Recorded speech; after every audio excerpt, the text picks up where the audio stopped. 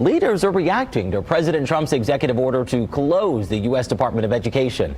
Many are calling it a step toward giving the state more control over education and federal funds. But what does this really mean for Hoosier students and families?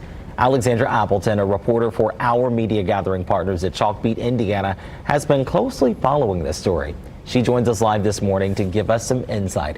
What it is meant to do, this order, is start the process of closing the Department of Education. As we know, to do that would take an act of Congress. So what we're looking at right now is potentially, something like cuts, layoffs, things that have already happened that we've seen that impact the department's ability to function, as well as some moving of services, according to President Trump, to other departments, to the Department of Health and Human Services, for example. Let's talk about the full closure of the Department of Education. What would happen? What would be the impact, I should say, rather, of the state if that control happened to seep down into our policies and budget on local levels? Sure. One of the main things that Secretary of Education Katie Jenner is hoping to see out of this is that the federal funding would move more to the state level and become more up to the state to decide how it spends and receives this funding. And what that could look like is, instead of the formulas that inform title funding, which you may have heard of Title I, Title II, Title III,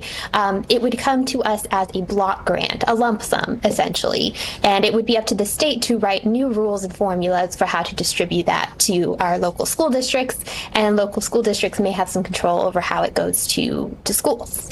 There's a lot of concern specifically about students with disabilities, as well as students who are receiving English learners services.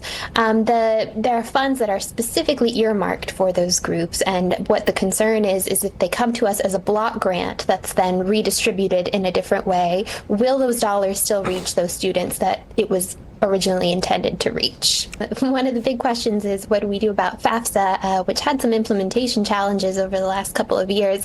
But what we heard is that FAFSA is very much still open, and it does affect more than just federal aid. It can be used to qualify for some state scholarships. So I think what some experts are saying is definitely don't sleep on it just because of this uncertainty. You still want to fill that out.